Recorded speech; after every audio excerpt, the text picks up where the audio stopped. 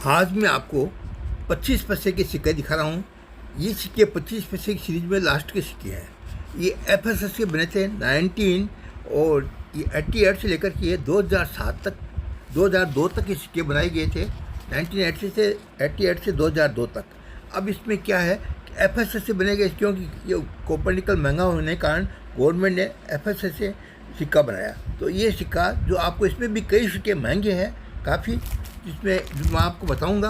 आप जैसे 1988 के ले लीजिए। 1988 के कॉमन सिक्के हैं, यही फिर भी उसके दाम 25 से 50 रुपये 1988 के सभी सिक्कों के हो सकते हैं। उसमें बॉम्बे, कलकत्ता, हैदराबाद और एक फॉरेन मिंट है। उसके बाद 1989 में जो बॉम्बे, कलकत्ता, हैदराबाद, नोएडा मिंट है, चारों सिक्के कॉमन में है। उसके बाद 90 में भी चारों सिक्के कॉमन मिलेंगे आपको। 90 में भी चारों सिक्के कॉमन है। 91 के अंदर में भी आपको चारों सिक्के कॉमन ही मिलेंगे। 92 के अंदर में आपको ये जो कलकत्ता और हैदराबाद का जो सिक्का है उसकी कीमत 100 रुपये से देके 200 रुपये तक है। वीएनसी कंडीशन में यदि आपके पास है तो 1992 का सिक्का आपको 100 से 200 रुपये बिक सकता है। फिर 1993 का सबसे महंगा सिक्का जो आया है वो 1993 में आया है।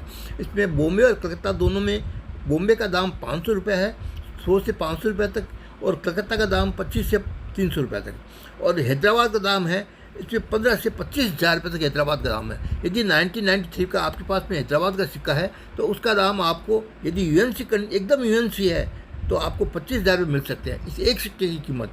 ये आप सोच रहे हो। उसके बाद में 1990 नोएडा का कॉमन सिक्का है। 1994 में बॉम्बे, कलकत्ता, हैदराबाद, नोएडा चारों ही कॉमन है। 95 में बॉम्बे, कलकत्ता, हैदराबाद, नोएडा चारों कॉमन है।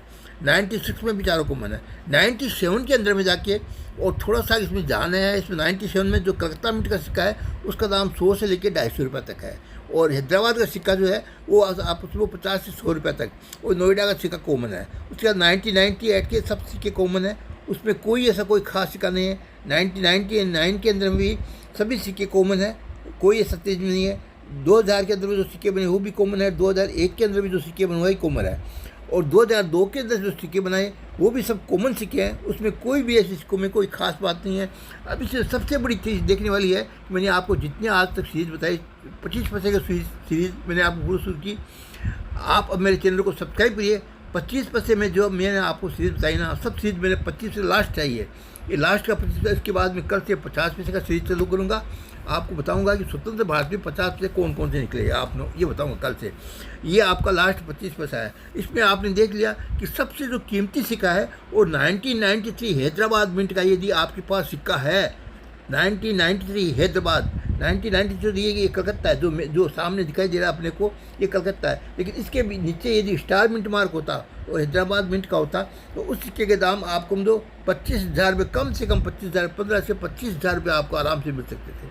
15, अगर यूएनसी नहीं भी है तो भी आपको कम से कम 10-15 हज़ार, 5-10 हज़ार तो मिल सकते हैं। 1993 हैदराबाद मिंट का होना चाहिए सिक्का। ये आप देख लीजिए, आपको यदि कहीं मिले 1993 हैदराबाद का सिक्का तो आप देखिए। और दूसरा सिक्का तो और कोई भी सा भी प्राइस सिक्के कम ही है। इसमें जितने भी सिक्के लगाए ना सब कॉमन सिक्के हैं, और ये सिक्के भी सब खराब हो गए। आपको यूएनसी कंडीशन सब मिलने भी मुश्किल है। ये 25 पैसे के सिक्के ऐसे है जो आपको यूएनसी कंडीशन में कहीं नहीं मिलेंगे।